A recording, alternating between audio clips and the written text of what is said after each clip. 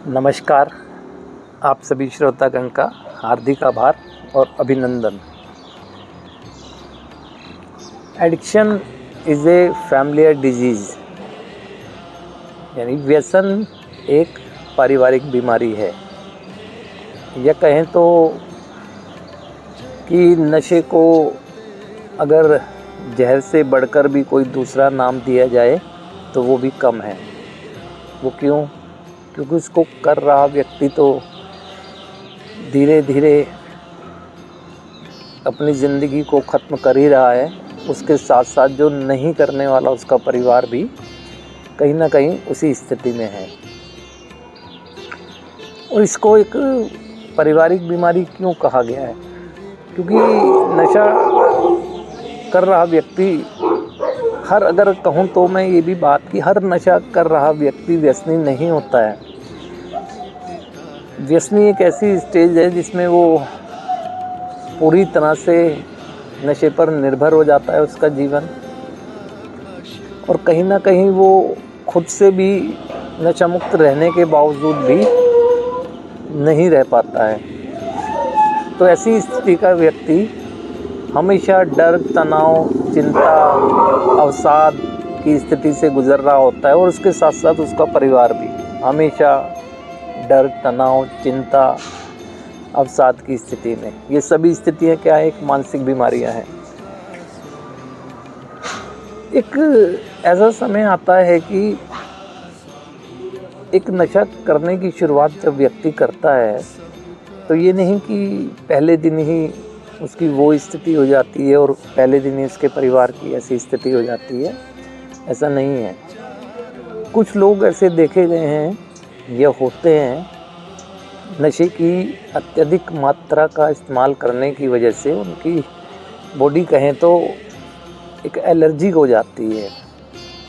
वो कभी किसी परिस्थिति के दबाव की वजह से अगर छोड़ भी देते हैं तो फिर जब वो करने लगते हैं तो दूसरे ही उन्हें रोक पाते हैं, खुद नहीं रोक पाते हैं।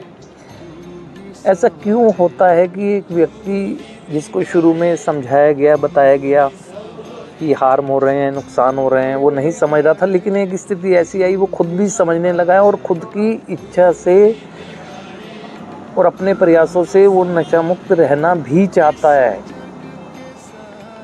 जो व्यसनी हो गया है, लेकिन फिर भी नहीं रह पा रहा है। कुछ दिन नशा छोड़ता है, फिर पकड़ लेता है। उसके पीछे कारण क्या है कि नशे के अत्यधिक मात्रा में इस्तेमाल करने की वजह से उसमें एक आध्यात्मिक शून्यता की स्थिति आ गई है। आध्यात्मिक शून्यता या आध्यात्मिक मृत्यु के दौर से वो गुजर रहा होता है। एक शारीरिक मृत्यु होती है जिसमें श्वास का चलना बंद होती है। एक आध्यात्मिक मृत्यु जिसमें नैतिकता का पतन हो जाता है ना। कि अभी वो नशा तो छोड़ के रह रहा है, लेकिन आध्यात्मिक शून्यता की स्थिति से वो आध्यात्मिक विकास की स्थिति में कैसे जाए, ये नहीं समझ रहा होता है ना वो। यानी निराश इतना हो जाता है जब चारों तरफ के जीवन को वो अस्त व्यस्त देख रहा होता है नशा मुक्त रहते हुए, और कहीं से उसे प्रेरणा नहीं मिल रही हो, तो भीतर ही भीतर वो ना एक फ्रस्ट्रेटेड सा रहने लगता है ना। रहता है सभी के साथ, नशा मुक्त भी रहता है, लेकिन अब उसे कोई पॉजिटिव पुश करने वाली चीज़ दिख ही नहीं रही है। जहाँ भी देख रहा है हर स्थिति है ना। तो ऐसे में सबसे सही तरीका तो ये है कि ऐसे स्थान का चुनाव किया जाना, क्योंकि बाहर नशा मुक्त रहेगा लेकिन अपने से कनेक्ट नहीं हो पाएगा। वो परिवार के साथ है, समाज की एक्टिविटी में, किसी और एक्टिविटी में, वो उसे पॉजिटिव पुश नहीं करेंगी। उसे अपने आप को समय देना ही होगा। कुछ समय अपना एक गहराई से आत्मचिंतन करना ही होगा, है ना। कि उसे समझना होगा कि क्या चीज़ है और उसको किस तरीके से वो निकाल सकता है। सबसे पहले तो उसे अपनी खुद की स्थिति दिखती होती है, सेल्फ, कि अपने प्रति भी वो जिम्मेदार नहीं रहा नशे के प्रभाव की वजह से। क्या दशा कर ली उसने अपने शरीर की, किस तरह की सोच हो गई है उसकी, किस तरह के विचार हो गए निराशावादी ना, और कैसे व्यवहार कर रहा है कि उसके व्यवहारों से कोई इस पर। तो सबसे पहले तो उसे अपने ऊपर ही काम करना होगा। नशा बंद करके काम क्या करना होगा, ये बाह्य दुनिया में बहुत कम परिवार हैं जो ऐसी हेल्प कर पाते हैं। इसके लिए रिहैबिलिटेशन सेंटर्स में उपलब्ध 12 स्टेप थेरेपी बहुत बेहतर स्थिति में व्यक्ति को व्यक्ति की पहचान देकर आत्म प्रेरित करती है आगे बढ़ने के लिए। फिर उसके बाद उसे एक जिम्मेदार बनना है अपने लिए। फिर उसका पहला कंसर्न फैमिली की जिम्मेदारी, यानी पिता के नाते, पुत्र के नाते, पति के नाते क्या रिस्पॉन्सिबिलिटी उसकी है, परिवार का उत्पादक सदस्य अब वो कैसे बन सकता है, किन चीज़ों पर उसने काम करना, ये सब नशा बंद करने के बाद व्यक्ति को करना चाहिए। जो कि नहीं कर पाते हैं तब वो बार बार चले जाते हैं इसमें। फिर उसके बाद उसका कार्य क्षेत्र आता है।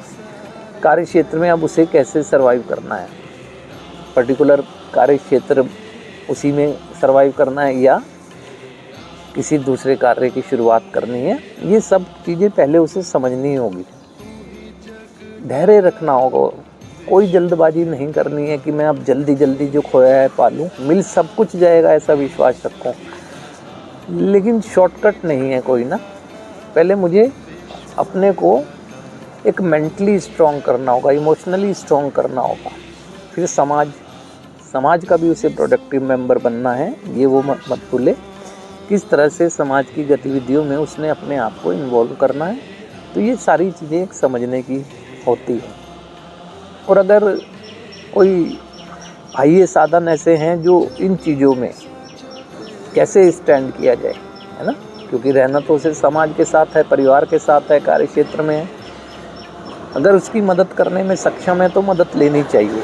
अन्यथा 12 स्टेप थेरेपी को फॉलो करने वाले जो रिहैबिलिटेशन सेंटर है, बेसिकली वो नशा व्यक्ति का बंद तो हो ही जाता है वहाँ, वो इसी चीज़ पर थेरेपी काम करती है। सबसे पहले उसको उसकी पहचान देती है ना, कि वो कौन है, मैं कौन हूँ की पहचान उसे मिलती है। उसके अंदर क्या क्या ऐसे करैक्टर डिफेक्ट्स आ गए हैं सिचुएशंस की वजह से, और कैसे उसको निराशा से उसकी निकाला जाए, और कैसे फैमिली में रिलेशन को रीबिल्ड किया जाए, और कैसे किसी कार्य क्षेत्र में ग्रोथ की जाए। और जब उसको भ्रम की स्थिति आए तो कैसे उसे उन चीज़ों का सामना करना, ये 12 स्टेप थेरेपी बहुत बेहतर से करती है।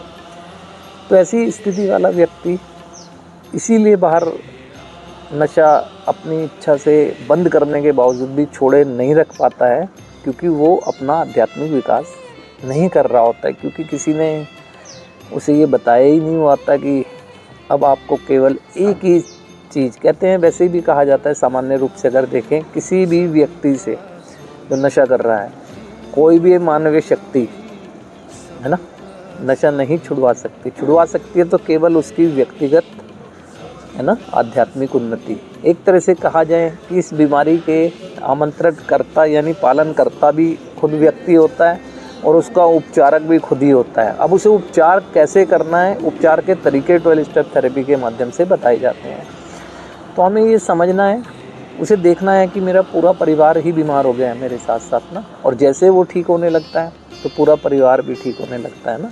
इसलिए इसे एक पारिवारिक बीमारी कहा जाता है ना, और इसीलिए इसे एक जहर से बढ़कर भी कहते हैं ना, कोई दूसरा नाम दिया जाए तो वो भी कम होगा कहा गया है, क्योंकि वही नहीं अपनी ज़िंदगी को पतन की ओर ले जा रहा है। धीरे धीरे उसके परिवार में भी ना एक ऐसी निराशा व्याप्त हो गई है कि उन्हें भी लगने लगा है कि अब कुछ संभव नहीं हो सकता है।